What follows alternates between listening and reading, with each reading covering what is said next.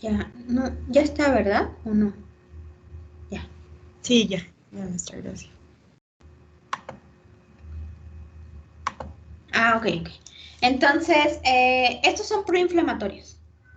Entonces, cuando una persona empieza a ser, o es más bien, perdón, no empieza a ser, es alérgica a algo y está en contacto con el alergeno, entonces se despierta una respuesta inmune.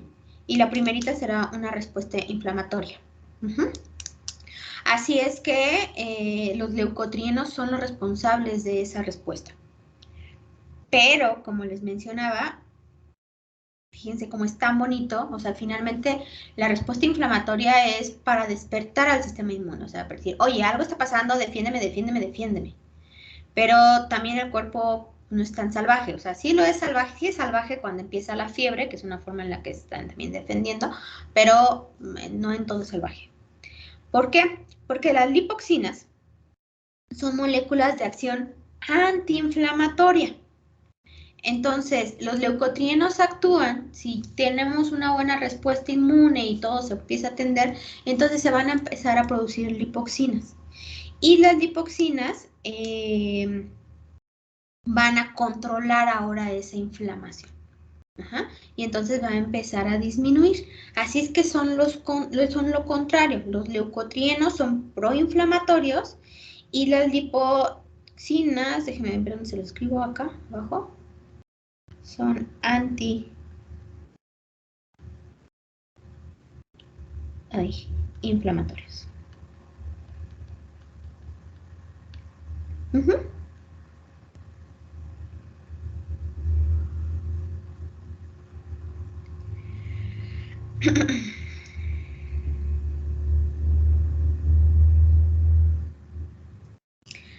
Ahora vamos a tener otro tipo de eicosanoides, como son los conocidos EET o ETES. Los EETs tienen nombres bien complicados. A mí me cuesta mucho trabajo decirlo. Y siempre lo dejo así. Pero este es el ácido hidroico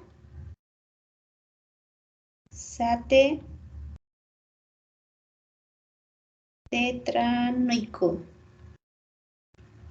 ¿Ok? EET es ácido hidroico tetranoico. Dime. ¿Son eicosanoides? Así es. Ok, gracias. De nada. Y los ETs es el ácido epoxieico.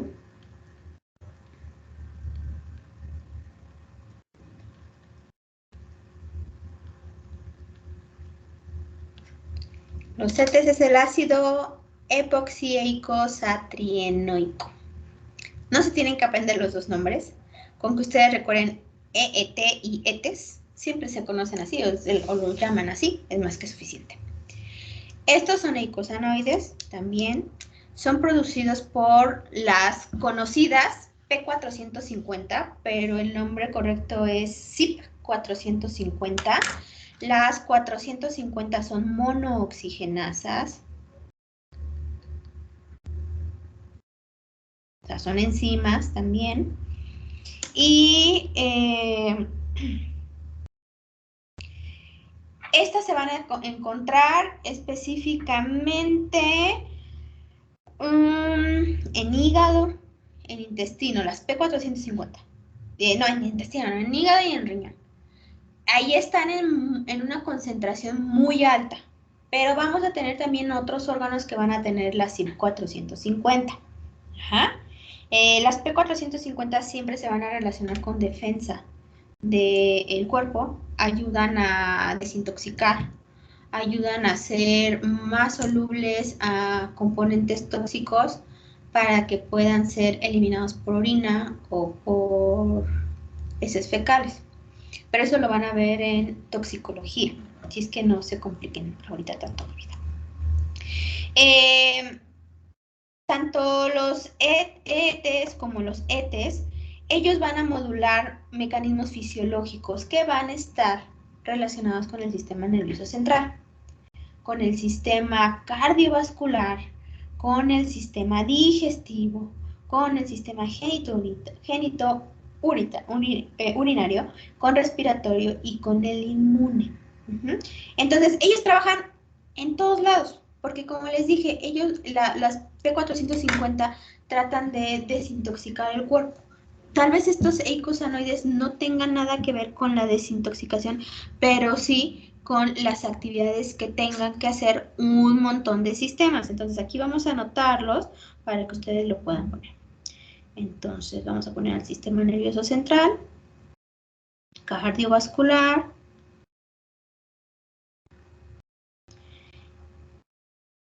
digestivo, ¿cuál otro dije? El inmune. El inmune. Genitourinario, respiratorio y un montón de sistemas. Entonces, en pocas palabras, ayuda a modular los sistemas, a que funcionen correctamente. Eso es lo que hacen estos eicosanoides.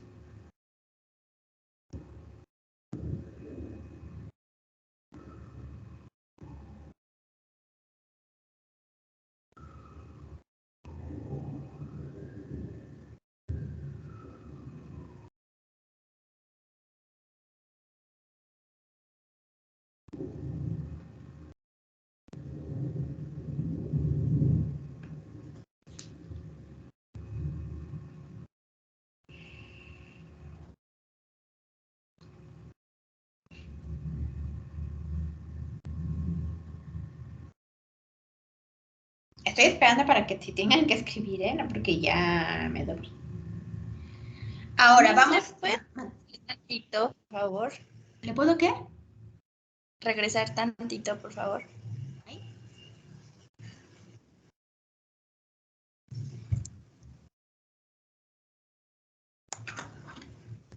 Gracias, Miss. De nada.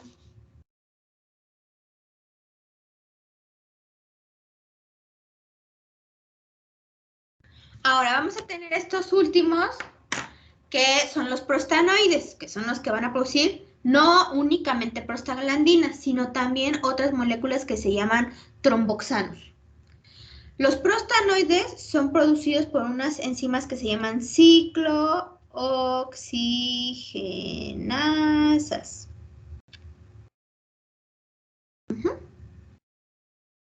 En algunos libros van a encontrar, por ejemplo, así, ciclo y separado oxigenasas.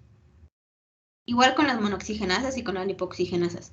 O las encuentran como ciclo-oxigenasas. Esa es la forma correcta de escribirlos. Pero ya como que de pronto se ha desvirtuado cómo se escriben y algunos solo lo ponen como así, ciclooxigenasas. A mí no me gusta mucho así porque esto ya está todo desvirtuado, pero también lo van a encontrar así. Entonces, las ciclooxigenasas también son enzimas que van a oxidar el ácido araquidónico. Entonces, vean cómo todo es relacionado con oxidación. Estas ciclooxigenasas nos van a dar dos tipos de moléculas. El grupo en general se llama prostanoides, pero vamos a tener a prostaglandinas y tromboxanos. Y acuérdense que hay otras vías de producir prostaglandinas, pero no las tenemos que aprender todas. A menos de que ustedes vayan a dedicarse a la inmunología, pues tendrán que hacer una especialidad en eso y ya tendrán que aprenderse todo. Ahora, estos prostanoides, como les dije, vamos a tener a los tromboxanos, y los tromboxanos son moléculas que tienen una función de vasoconstricción. Entonces, los tromboxanos son vasoconstrictores.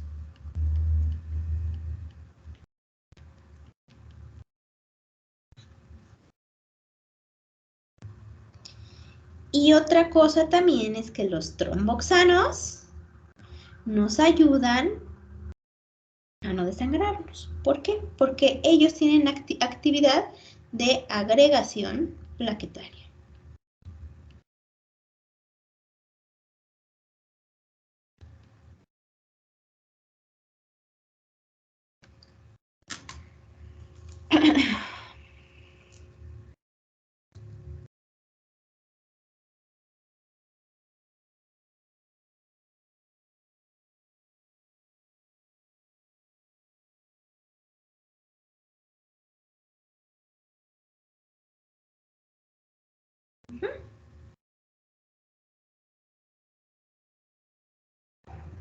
Ahora, las prostaglandinas, ya vieron ustedes que tienen un montón de funciones, muchísimas, de las que ya hemos hablado hasta el cansancio. Entonces, ellas pues pueden estimular la producción de moco. Cuando hablo de moco me refiero al moco del estómago, del intestino. Ayudan también al flujo de sangre.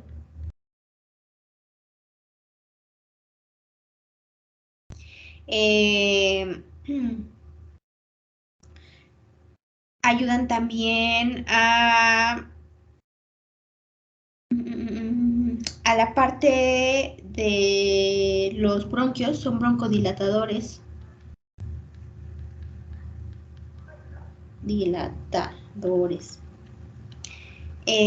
También son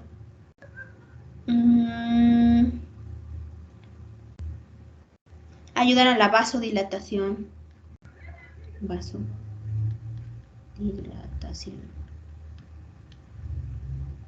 Y en el caso de cuando tienen actividad broncodilatadora, también otro tipo de prostaglandinas pueden ser broncoconstrictoras.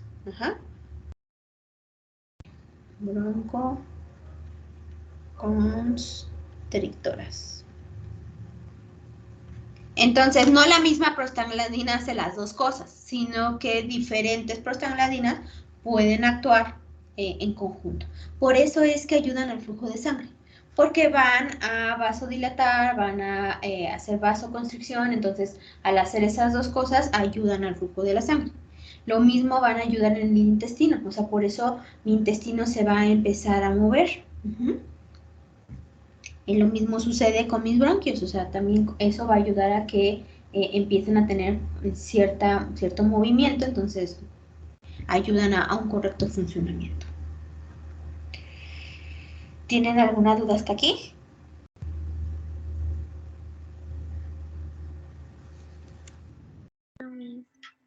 Entonces, si quieren anotar algo, anótenlo, que les doy unos segundos.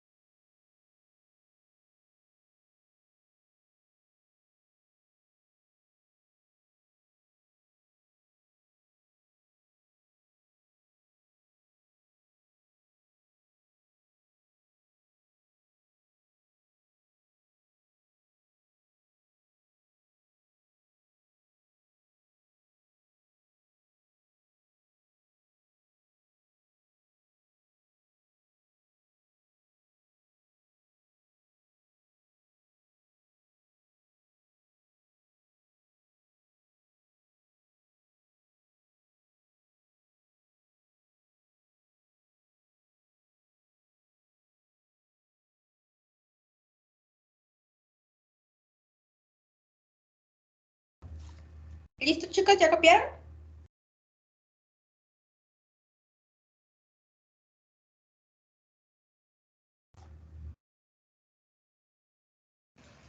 Ya, maestra. Sí, maestra. Ok. Aquí quede claro, o sea, no se tienen que aprender LTB4, LTC4, LTD4. No, sino los puntos importantes. El ácido araquidónico se oxida. ¿Quiénes oxidan? Ahí puse las tres encima. Lipoxigenasa, monooxigenasa, ciclooxigenasa. ¿Ok? La lipoxigenasa produce leucotrienos y lipoxinas. Las monooxigenasas a las EETs, HETs. las ciclooxigenasas a los prostanoides. ¿Quiénes son los prostanoides? Tromboxanos y prostaglandinas. Y obviamente las funciones que ahí escribimos, pero no que se aprenden el ETB4, el ETC4 y el ETD4. Eso no. Claro, y que si van a ser inmunólogos, pues ya se tendrán que aprender eso cuando estén en su especialidad, maestría, doctorado, qué sé yo.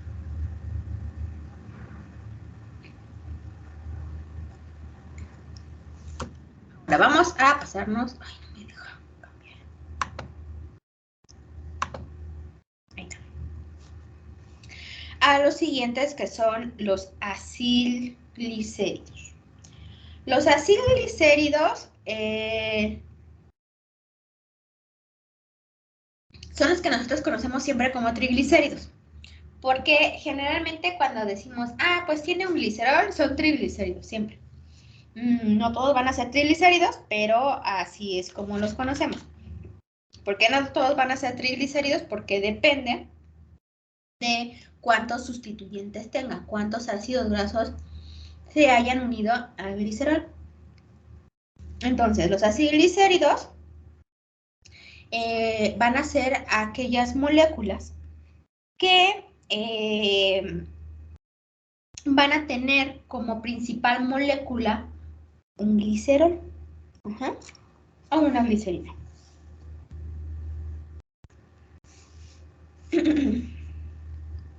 Van a ser lípidos. ¿Por qué?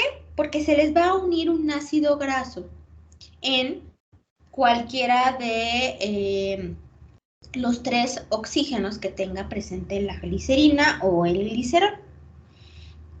Por lo tanto, los acilglicéridos son aquellos que ya tienen unido un ácido graso. En este diagramita que tenemos nosotros viendo, vemos a la glicerina y esta molécula de aquí nos está hablando que es un ácido graso. Un ácido graso como nosotros se nos ocurra. Monoinsaturado, poliinsaturado, saturado, insaturado, como ustedes quieran. Pero es un ácido graso. Entonces, cuando ya tiene unido al menos un ácido graso, entonces estamos hablando que ya es un lípido. Y estos también van a ser lípidos saponificables.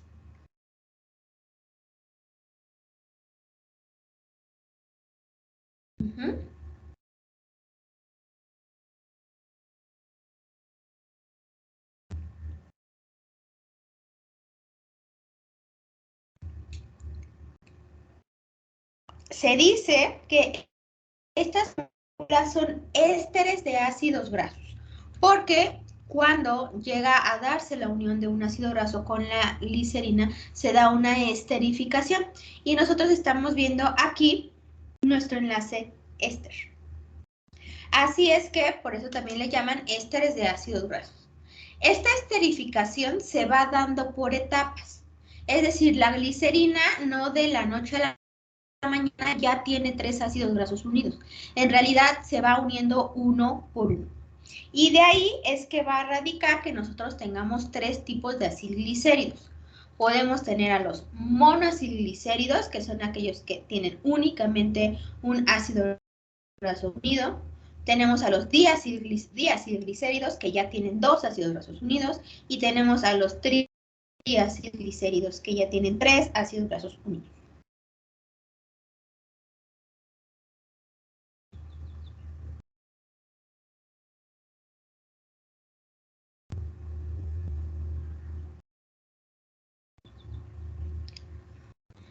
Ahora, nosotros dijimos que son saponificables y son saponificables por la cadena hidrocarbonada que se le va a unir, es decir, por el ácido graso, no por la parte de la glicerina. Y dependiendo de qué tipo de ácidos grasos tengan unidos, puede que estos se consideren aceites o se consideren grasas, pero como todo, en todas de todos los lípidos de los que hemos hablado, siempre que siempre que son líquidos, se les va a llamar aceites. Y siempre que sean sólidos, se les van a llamar grasas. Entonces, la mayoría de las veces, cuando están líquidos y que se llaman aceites, es porque en realidad tienen ácidos grasos insaturados en su estructura.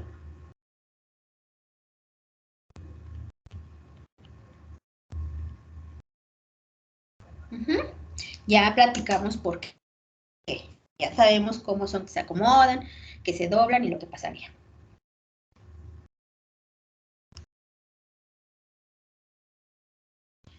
Ahora, algo importante aquí es que algo que va a cambiar es la característica de que no logran ser solubles en agua. Si ustedes se acuerdan, cuando hablábamos de ácidos grasos, cuando eran muy cortititos, no quiere decir que se disolvían perfectamente en agua, pero sí tenían una mejor solubilidad. Entonces dijimos, entre más larga sea la cadena, menos solubles van a ser. Aquí eso ya se pierde, porque ¿qué grupo del ácido graso es el que le daba la solubilidad? ¿Quién se acuerda qué era? El carboxilo. Exacto. ¿El carboxilo? ¿Y qué le pasó aquí al carboxilo? Salió justo por la glicerina, ¿no? Exacto, como una esterificación perdimos el ácido graso, ahora tenemos un éster. Entonces, eso hace que ya no sea soluble. Hace que pierda esa solubilidad. Y entonces, otra cosa importante también aquí es que ellos no pueden formar micelas, porque acuérdense que las micelas se formaban gracias a ese ácido carboxílico que tenía. Entonces decíamos, se volteaba para un lado, se volteaba para el otro, pero aquí no. Aquí lo pierden y entonces ya no pueden formar micelas. Eso es algo también muy importante de los ácidos glicerídeos, ¿no? Entonces, si nosotros decimos, bueno, ¿cuál sería una de las diferencias entre un ácido graso, digamos, simple, y con un ácido glicérido? Pues aparte de tener en su estructura una glicerina, es que estos no son solubles y tampoco no son solubles en aguas y tampoco van a poder formar micelas. ¿Pero todos los acilglicéridos o solo los trialglicéridos? Generalmente en una célula vamos a tener más triacilglicéridos que monoglicéridos. Evidentemente los monoglicéridos van a ser un poquito solubles, pero tampoco pueden formar micelas. O sea, no tienen la forma de acomodarse, porque esta glicerina de este lado para nada es soluble en agua.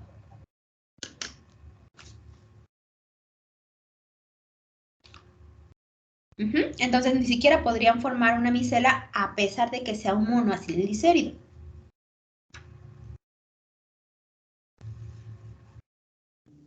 Gracias, Miss. No, de nada.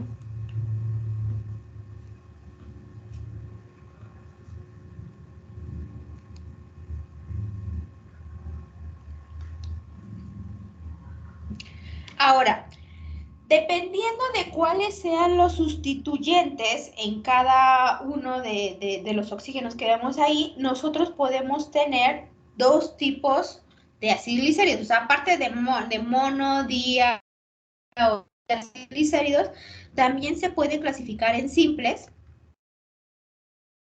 o mixtos. Van a ser simples cuando los tres ácidos grasos que lo conforman son iguales. Y van a ser mixtos cuando tiene dos o más ácidos grasos diferentes.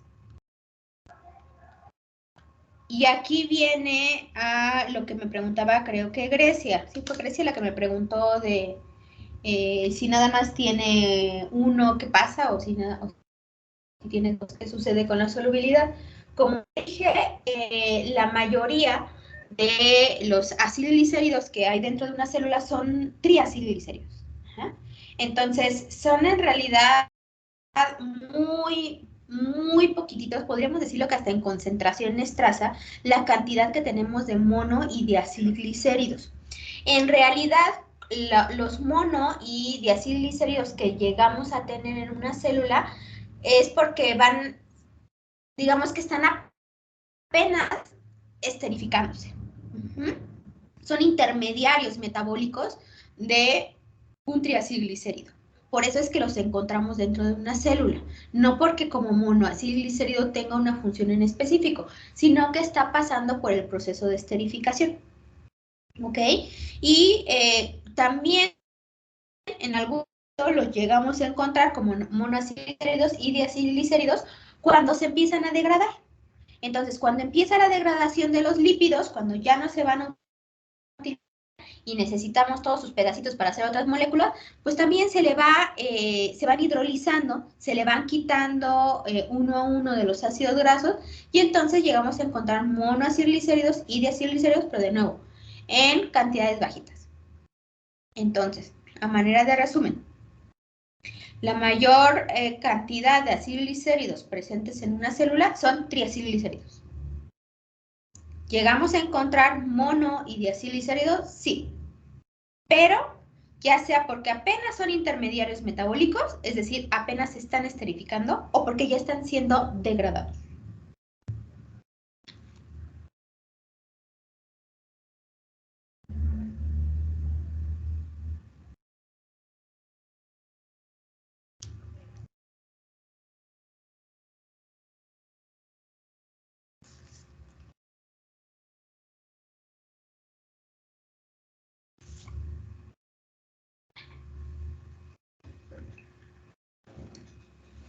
Y bueno, los triacilglicéridos es una forma de almacenar grasa en nuestro cuerpo. Entonces, los adipocitos van a tener grandes cantidades de triacilglicéridos. Porque de esa forma los guarda el cuerpo, hablando de nosotros, o el organismo, hablando de cualquier animal, para posteriormente obtener algún tipo de molécula, ¿no? O sea, ya sea para obtener energía, para obtener ácido araquidónico, para obtener lo que sea. Es una forma de reserva.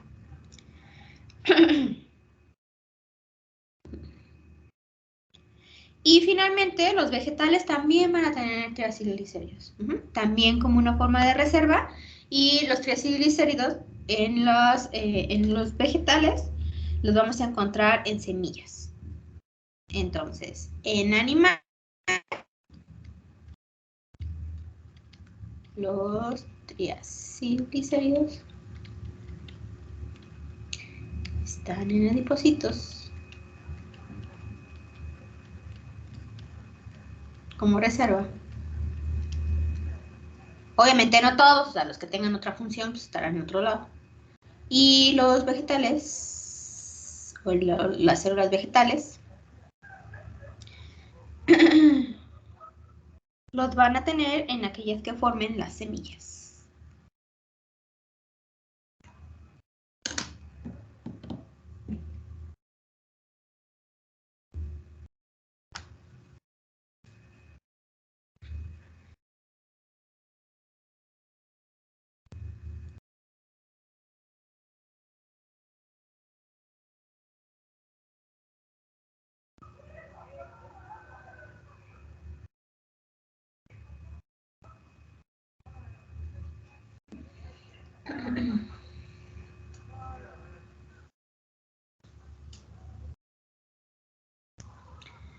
¿Ya le puedo cambiar o necesitan todavía copiar algo?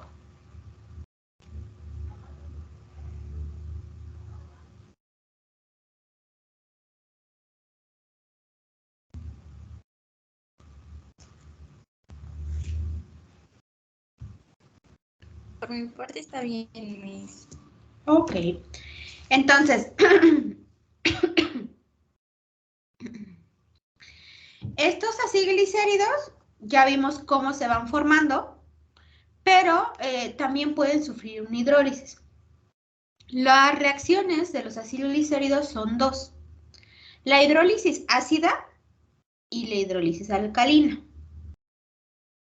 Obviamente la hidrólisis alcalina no se da dentro de una célula. La que se llega a dar es la hidrólisis ácida. Pero ojo, no es como una hidrólisis que lleguemos a hacer en un laboratorio, en el que nosotros vamos a ponerle un ácido fuerte. Entonces, en un laboratorio, vamos a ponerle aquí que es in vitro,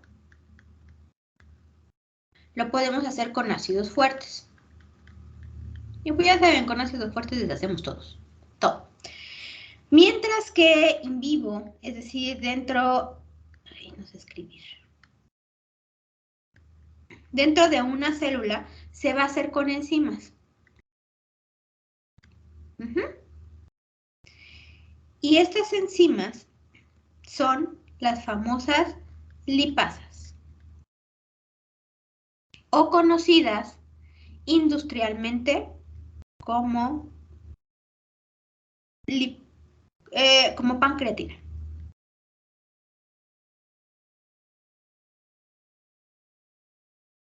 Y entonces, de aquí vamos a tener una tarea, que obviamente les va a aparecer al final de la clase.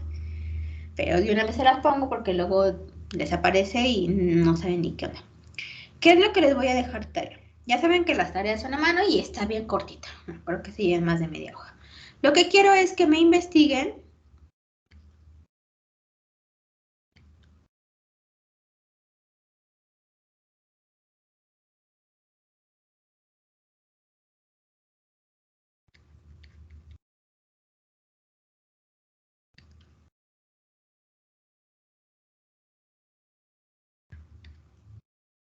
cuáles son las características de las lipasas pancreáticas.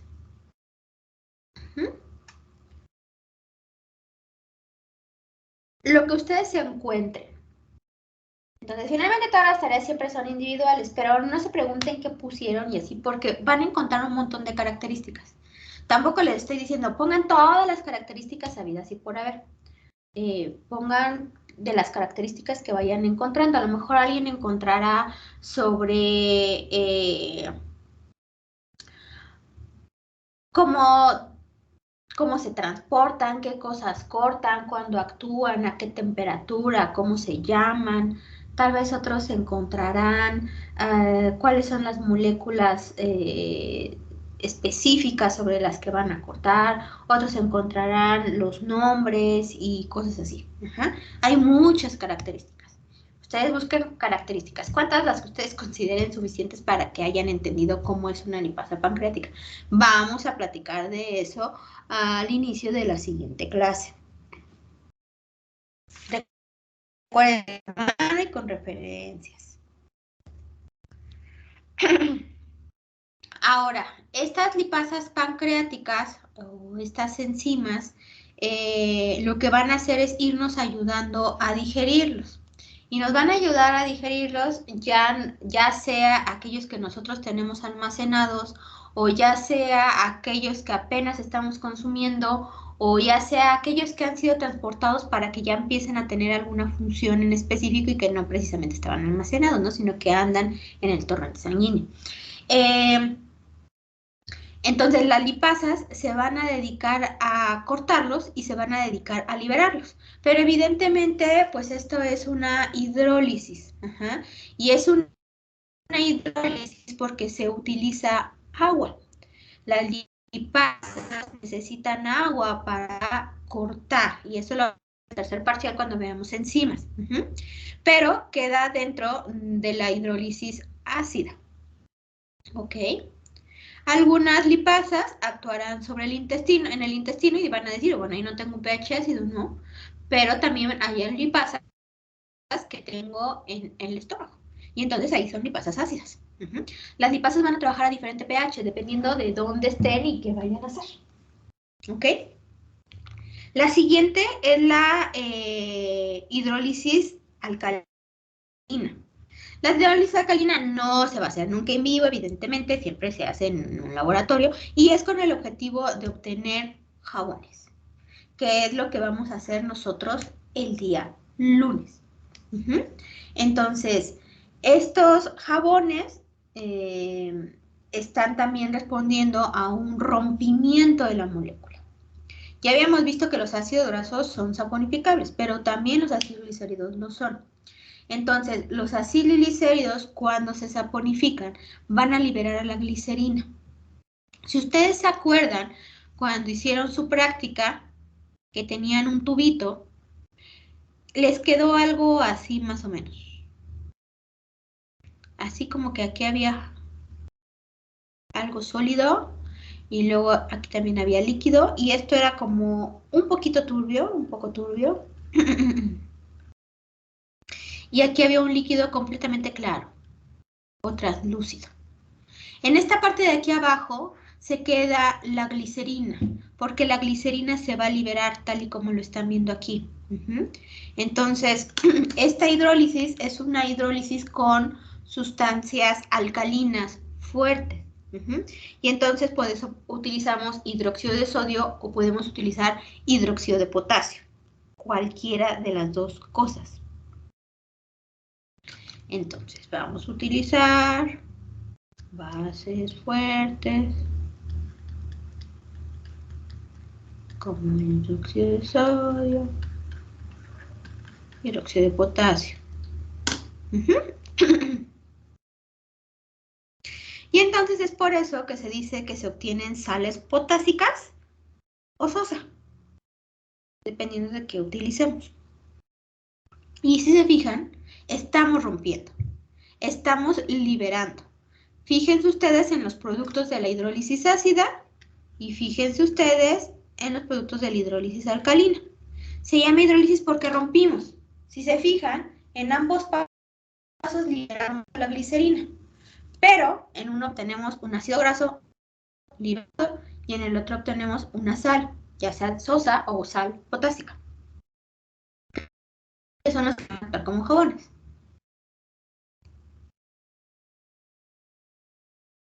Ahora, dependiendo del lípido que vayan a utilizar ustedes para hidrolizar, la pureza, la composición, será que ustedes obtengan grandes cantidades de glicerina o no. O sea, si solamente se tienen ácidos grasos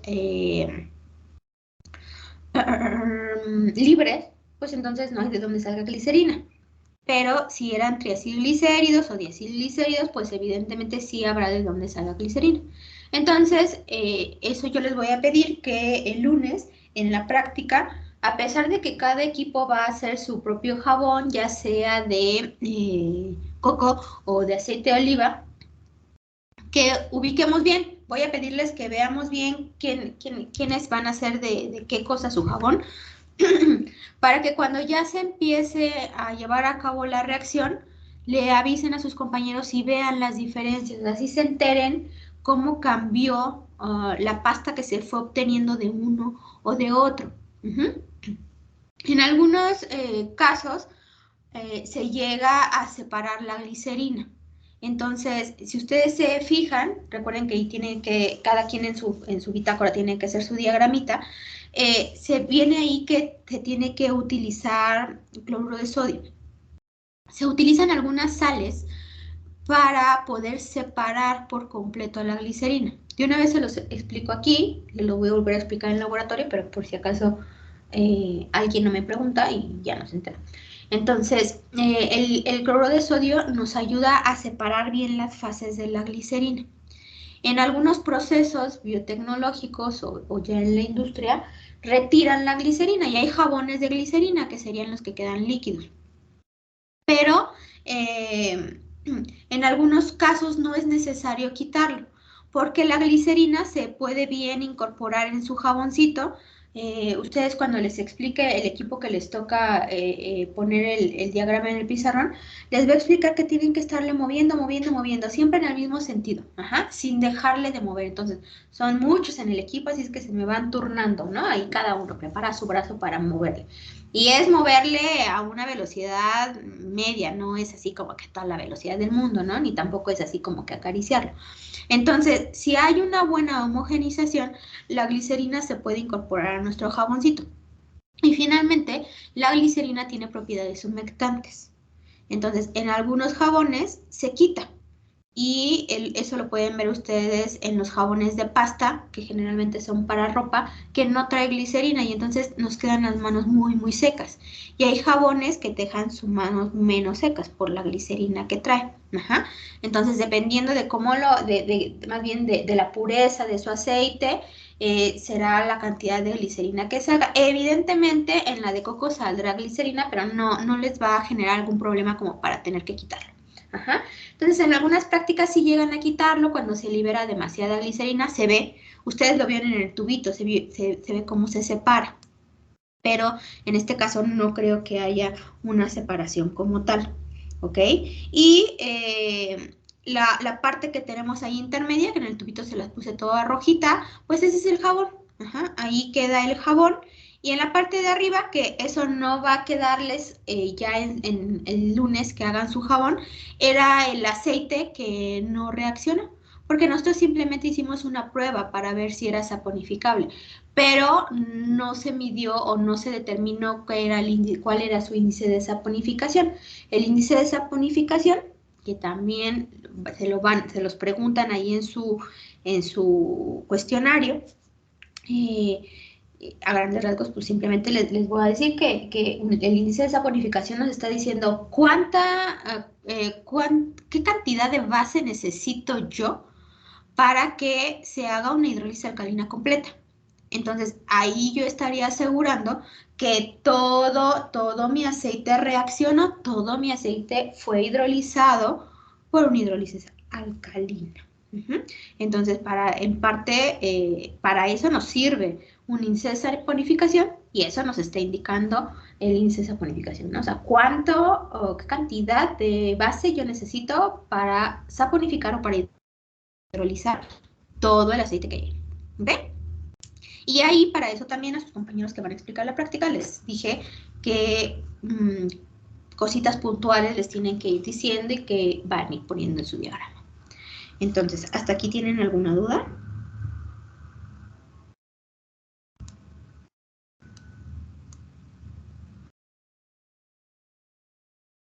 ¿Puedo cambiar o necesitan copiar algo? Sí, maestra. Perfecto, entonces ahora llegamos a las ceras. Recuerdo que alguien me preguntó de las ceras, no recuerdo quién me lo había preguntado, pero... Creo que fui yo misma. ok. Las ceras van a ser otro tipo de... vamos a decirle lípido, o sea, como que el grupo general es lípido, pero que tiene características muy particulares. ¿Por qué? Aquí las ceras van a estar unidas a un alcohol. Y ustedes dirían, bueno, un acilglicérido está unido con un alcohol, porque una glicerina es un trialcohol. ¿Cuál es la diferencia con las ceras? Bueno, en el caso de las ceras, vamos a tener nosotros ácidos grasos de cadenas muy largas. Entonces, ¿cuál es la primera característica que se les viene a su cabecita cuando decimos ácidos grasos de cadenas muy largas?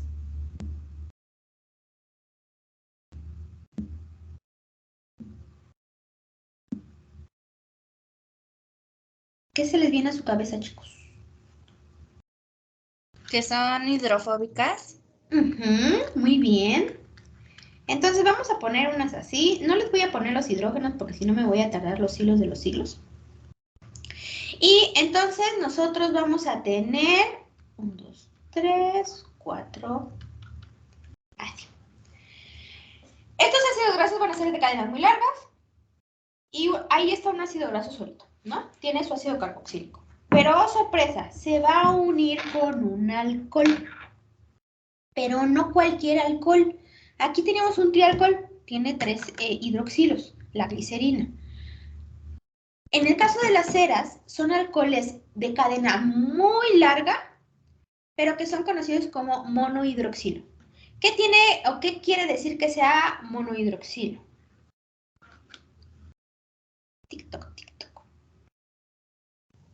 Que solo tiene uno. Exacto, entonces vamos a convertir el ácido graso en un alcohol para no cansarme.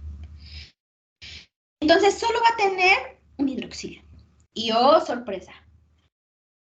La reacción que se va a dar, que es una esterificación, va a ser entre el grupo carboxilo del ácido graso y el grupo hidroxilo del alcohol. Y entonces, la solubilidad que llegaban, si es que llegaban a tener, se pierde por completo, es nula. Entonces, Las ceras son completamente insolubles en agua.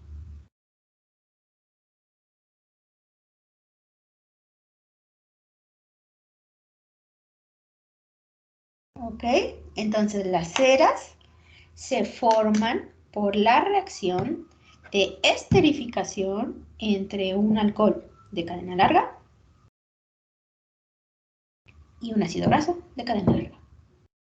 ¿Ok? Repito, entre un alcohol de cadena larga y un ácido graso de cadena larga.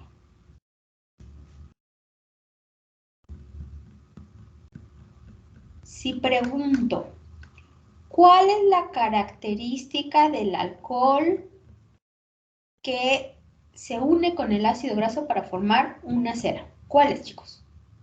¿Cuál es la característica del alcohol que se une con un ácido graso para formar una cera? Podría ser que es monohidroxilo Bien. o que es otra? cadena larga. Exacto. Esas son las únicas, ¿ok? Es monohidroxilo y son de cadena larga.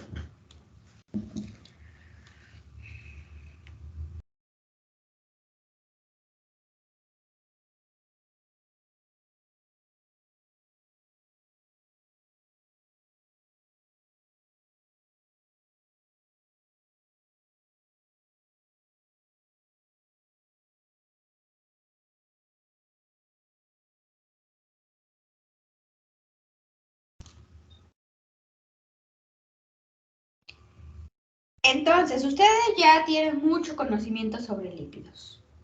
Así es que ustedes contéstenme la siguiente pregunta. ¿Las ceras pueden hacer micelas? No. No, exacto. Entonces, las ceras son completamente insolubles en agua, no pueden hacer micelas y son sólidas. Siempre van a ser sólidas.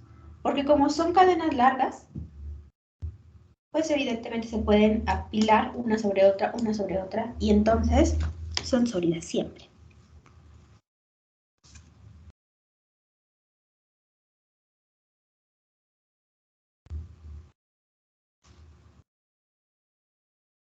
Y oh sorpresa, tienen un montón de funciones. Las ceras son esenciales en todos los organismos vivos. Porque todos, en cierta medida, vamos a tener ceras. No tenemos los kilos de cera, si no estaríamos todos grasosos, ¿no? Pero tenemos capas muy delgaditas de cera. Entonces, nosotros vamos a generar cera, por ejemplo, en el cabello. Prueben ver a una persona, no que ustedes lo hagan, porque yo tengo puros alumnos limpios, pero prueben ver a alguien que no se bañe o no se lave la cabeza en unos 3, 4 días. ¿Han visto a alguien que no se lave el cabello durante 3, 4 días? ¿Cómo se les ve el cabello? Grasoso. Exacto, porque empieza a haber una acumulación de cera. Entonces nosotros generamos cera, sí la vamos a generar, pero en concentraciones bien bajitas. ¿Por qué? Porque las ceras sirven como protección. Van a servir como protección y como defensa. Entonces, por eso todos los organismos producen algún tipo de cera. Entonces, los animales, por ejemplo, van a tener ceras en su pelaje.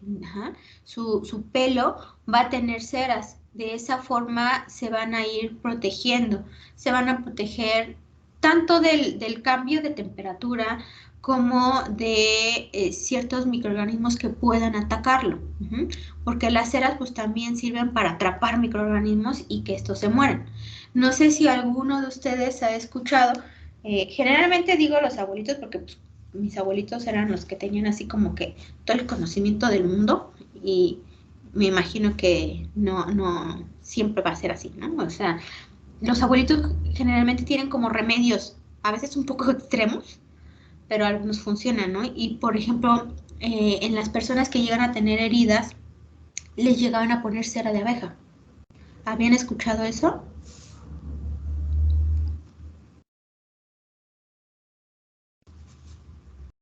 No, nadie había escuchado eso. Sí, sí. Llegué a ver que luego No, lo ponen sabía en- que molían como una Yo sí, cosita, no mira. me acuerdo qué, pero molían y eso se pegaba. Ok, y los que me dijeron que sí, ¿qué han escuchado o qué han visto?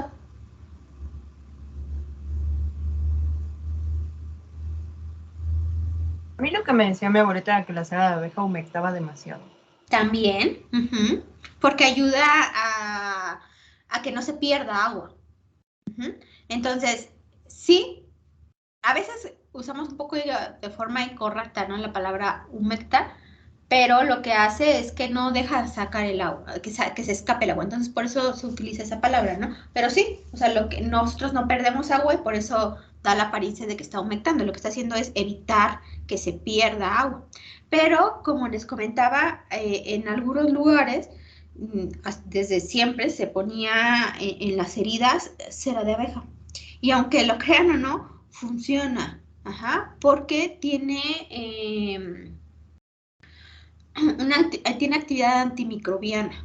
Entonces, eso ayuda a evitar que se infecte. O sea, ustedes podrían decir, pues no me baño entonces en 3 días, porque pues dijo la maestra que produzco cera, pues ya me recubre. No es cualquier cera. Evidentemente, los diferentes tipos de cera tendrán diferentes propiedades y diferentes funciones. Entonces, en la cera de abeja se ha demostrado que tiene actividad antimicrobiana. Y actualmente pues se ha estado intentando purificar y ver cómo se puede utilizar para que ya sea como más formal el uso, ¿no? Pero de que funciona, funciona. La cera de abeja. O sea, y obviamente uno tiene que ver que en verdad sea cera de abeja y no una mezcla de ceras ahí de lo que sea, ¿no? Y obviamente la cera de abeja es muy cara porque las abejas la van a producir para formar su panal. Ujú. Y para ahí empezar a fijar todo para producir la miel. Entonces, pues por eso es muy, muy, muy cara la cera de abeja. Vamos a ver también que las aves van a tener cera en sus plumas y lo van a tener para repeler el agua. Porque, pues, obviamente cuando llueve, las aves también deben de tener la capacidad de volar. Imagínense que sus alas absorbieran todo el agua del mundo y entonces cuando llueve, pues, se caerían. Uh-huh. Obviamente cuando está la mega tormenta y que todo está cayendo, pues no van a salir a volar así porque sí, pero sí pueden volar mientras hay alguna lluvia pues moderada, ¿no? Ayuda a repeler el agua. Por ejemplo, las hojas de algunos árboles, todos los frutos van a producir ceras. Entonces, por eso a veces los frutos los vemos así como bien feos, como manchados. Y se ven feos o manchados porque han atrapado cosas del ambiente. Pero si nosotros los limpiamos y los pulimos así bien, bien, bien, bien, entonces van a brillar. Obviamente las frutas que brillan muchísimo le ponen todavía más cera. No de la misma que tiene la fruta, les ponen otro tipo de cera que es comestible y por eso brillan, ¿no? Pero si ustedes agarran una fruta y se ponen a limpiarla, a limpiarla, a limpiarla, van a ver que va a brillar por la cera que tiene. ¿Para qué tienen cera los frutos? Para protegerlos de insectos. Para nosotros no nos pasa nada, pero los insectos o quedan atrapados o se mueren, ajá, dependiendo del tipo de fruto del que se esté hablando. Así es que lo podemos ver también como un protector. En el caso de algunas hojas o de algunos frutos, la cera que tienen se llama carnaúba y esa es la que está protegiéndolo. Uh-huh. Y finalmente, nosotros, por ejemplo, en la piel también empezamos a tener capitas de cera. Son muy delgadas que obviamente no las podemos ver. La producción va a cambiar dependiendo del tipo de persona, de la edad, de muchas cosas, ¿no? Pero estas ceras lo que ayudan es a que la piel sea flexible. Uh-huh. Ayuda obviamente a mantenerla lubricada y también le da impermeabilidad. Para que no cualquier cosa que se pegue en mi piel penetre tan rápidamente, ¿no? O se quede atrapada, o a lo mejor tiene la capacidad, o porque es muy pequeñita, puede atravesarlo, o por su composición, pero finalmente nos está protegiendo de que no entre cualquier cosa y protegiendo de que no se pierda tanta agua.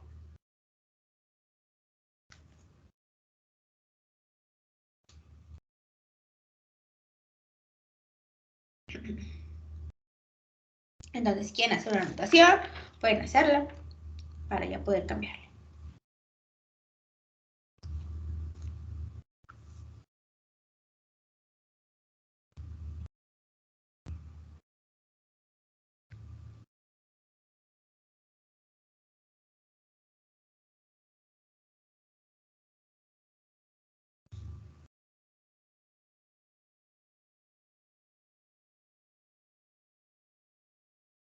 ¿Ya le puedo cambiar, chicos?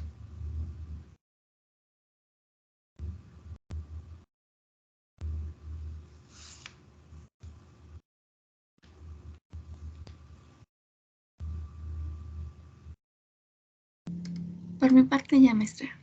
Ok.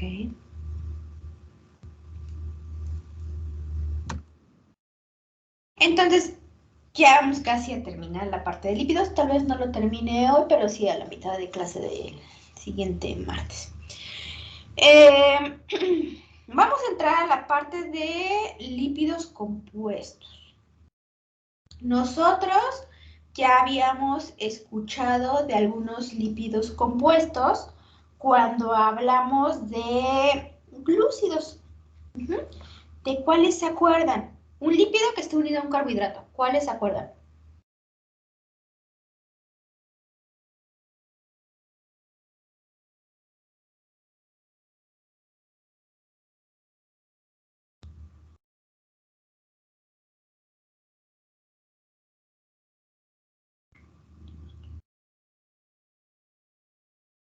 Chicos, ¿qué pasó?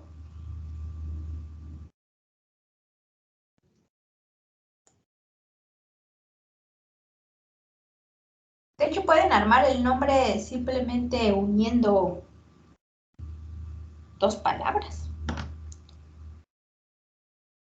Si se une un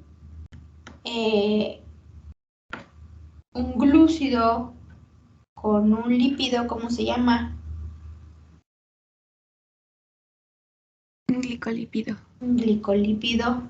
Entonces ahí habíamos dicho que se decía, bueno, como es glicolípido, tiene más lípido que carbohidrato. Y el que tiene más carbohidrato que lípidos, ¿cómo se llama?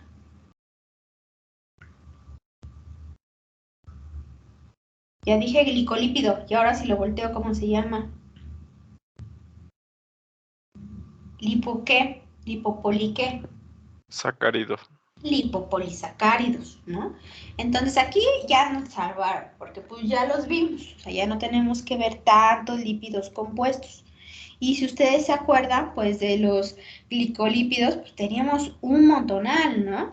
Y de los glicolípidos, pues nosotros podríamos tener los globósidos, podríamos tener ¿cuáles otros se acuerdan? Cerebrócidos.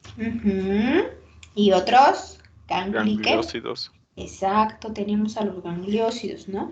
Entonces, pues aquí ya los vamos a ver como de forma más general, porque ya los conocimos. Entonces, dentro de los lípidos compuestos, vamos a tener a los que ya habíamos conocido, que son a los fosfoglicéridos, y vamos a tener a esfingolípidos.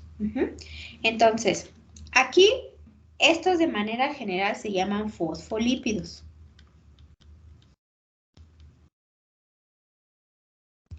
Y se van a llamar de forma general lípidos porque en su estructura van a tener un grupo fosfato. Entonces, si ustedes se fijan, aquí tenemos el grupo fosfato y aquí tenemos un grupo fosfato.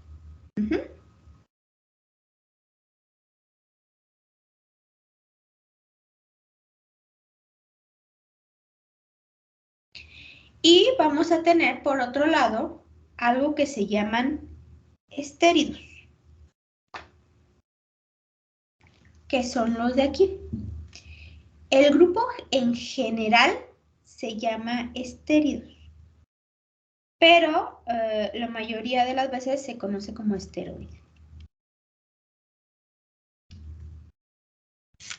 Y aquí me acuerdo que un chico me dijo, son aquellos que están formados por, y me dijo el nombrezote. ¿Quién fue? ¿Fue Alberto o quién me lo dijo?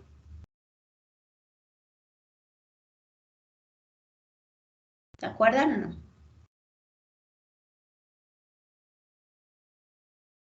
Ok, se van a formar por unos anillos fusionados que se llama ciclopentano peridrofenantreno. Estos anillos son como la base, pero no quiere decir que estos anillos que están viendo ahí, esos 4 anillos que están ustedes viendo ahí, eso ya es un lípido. Eso no es un lípido, ¿ok? Los que son los lípidos son los que están derivando de todos ellos. Entonces, entre ellos vamos a tener aquellos que se conocen como esteroles y aquellos que se llaman o se conocen como hormonas esteroideas u hormonas esteroides. ¿Ok? Entonces, una cosa son los 4 anillos. Los 4 anillos no son un lípido, sino que cuando estos anillos tienen alguna modificación, se le une un ácido graso o alguna molécula pequeña que forma parte de la familia de los lípidos, entonces ahora sí estamos hablando de un lípido compuesto. Vamos a ir viendo cuáles son los esteroles, cuáles son las hormonas esteroideas. Pero primero vamos a ir checando qué tienen de particular todos ellos. Entonces, vamos a empezar con los fosfolípidos. Los fosfolípidos van a ser lípidos que son saponificables. Los fosfolípidos, ¿en dónde dijimos que se encuentran?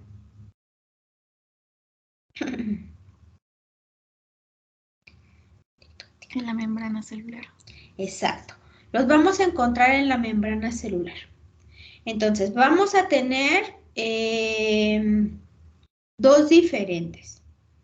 Los que van a tener en su estructura glicerol, que se llaman fosfoglicéridos, y los que van a tener en su estructura una esfingosina, que se llaman esfingolípidos.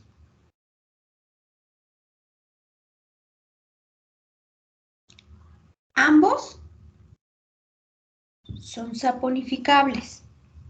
¿Por qué van a ser saponificables? Porque vamos a tener ácidos grasos de cadena larga aquí que pueden ser saponificados. Y entonces, como mencionamos, van a tener un grupo fosfato. Aquí en el dibujito que yo utilicé para que lo pudieran visualizar, si ustedes se fijan, espacialmente se parecen mucho, mucho, por la forma en la que está colocado el glicerol, cómo están unidos los ácidos grasos, y después la forma que adquiere la esfingosina, que tiene también unido un ácido graso, que les va a recordar a algo cuando hablamos de la ceramida. Entonces, tienen una forma muy, muy parecida. Pero de aquí, pues van a ir derivando. Ahora, tenemos a los esteroides. Los esteroides ya dijimos que van a provenir de estos anillos y estos anillos van a sufrir modificaciones. Los anillos los van a nombrar de diferente forma, casi siempre es dependiendo si estamos hablando con un químico o con un bioquímico, pero lo pueden nombrar como el anillo A, B, C, D o el anillo 1, 2, 3, 4. Eso para nosotros es irrelevante.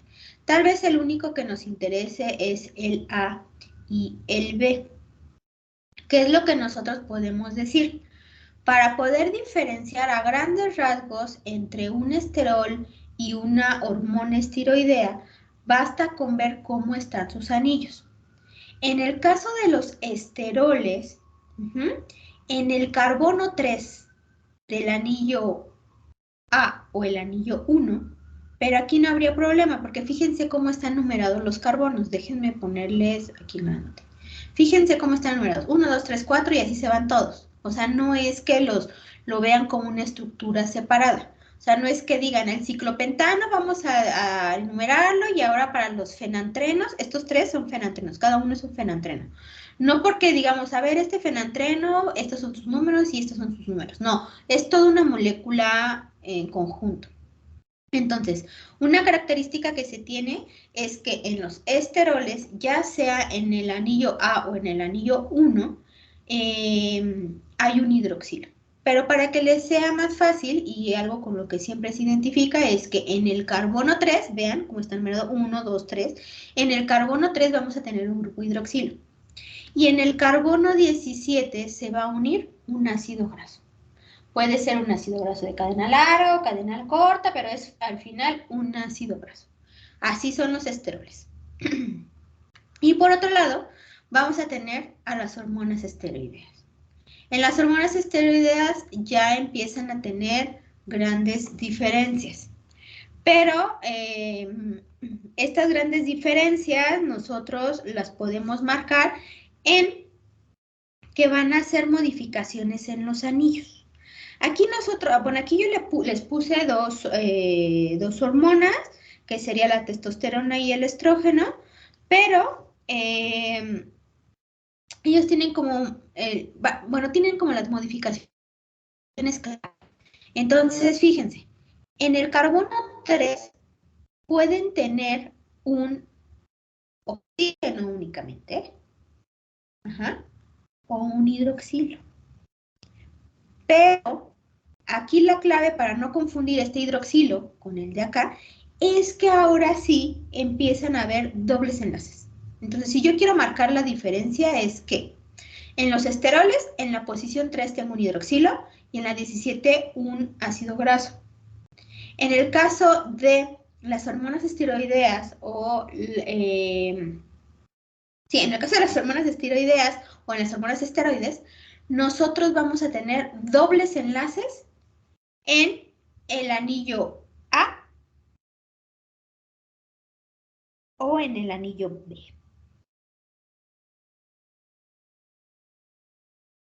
¿Ok? Ese es como de forma general. Porque la siguiente clase que nosotros veamos algunos tipos de hormonas esteroideas, se van a dar cuenta que incluso algunos anillos van a tener diferentes sustituyentes, pero pues tampoco nos los tenemos que aprender. Solamente hay que aprender la diferencia entre un esterol y una hormona esteroidea. El esterol en la posición 3 tiene un grupo hidroxilo y en la posición 17 un ácido graso. Y las hormonas esteroideas tienen dobles enlaces en el anillo 1 o en el 2, o en otras palabras, en el anillo A o en el anillo B. Y eso sería como de forma general lo que cómo podríamos diferenciar. ¿Hasta aquí tienen alguna duda? Todavía no terminamos esto, vamos a irlo desmenuzando. ¿Pero hasta aquí hay alguna duda?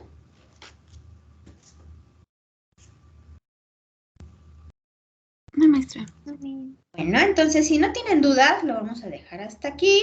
Ya son libres y nos vemos el siguiente lunes con todo su material que tienen que llevar, por favor, que no se les olvide. Recuerden llevar una cucharita para que puedan moverle, si es que ustedes no quieren moverle con las varillas de vidrio. Recuerden llevar su molde, ¿ok? Obviamente el aceite, si le van a poner un aceite esencial, rico y cosas. Y eso sería todo, chicos. Que tengan un bonito fin de semana y cuídense mucho. Hagan la tarea, por favor. Hasta luego. Gracias, Miss. Hasta luego. Gracias. Gracias, hasta luego, profe. Gracias, Chao, hasta luego. cuídense.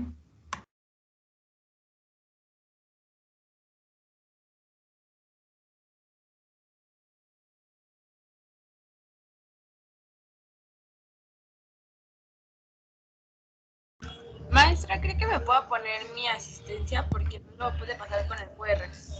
Sí, Karen, no te preocupes. Ahorita la pongo. Ay, tengo una duda, no me quedó muy claro.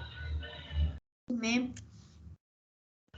Bueno, es que me faltó apuntar, pero iba a revisar la grabación, pero era cuando le dijeron que no estaba grabando.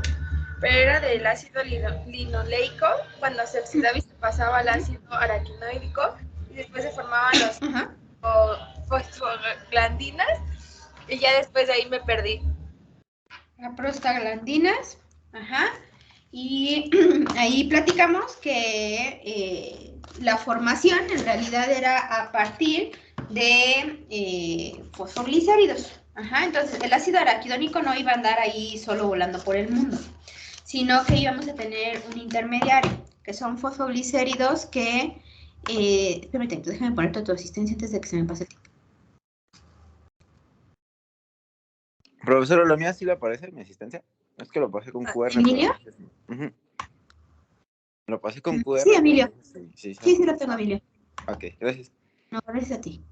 Sí, se iban a unir a las membranas y entonces ahí en las membranas, cuando ya se necesitara para algo, se liberan y entonces las enzimas son las que las van a cortar, como las vimos ahí, y entonces nos van a dar diferentes tipos de moléculas. ¿Sí o no? Sí, maestra, muchas gracias. Con gusto, Karen. Cuídate, nos vemos. Gracias igualmente.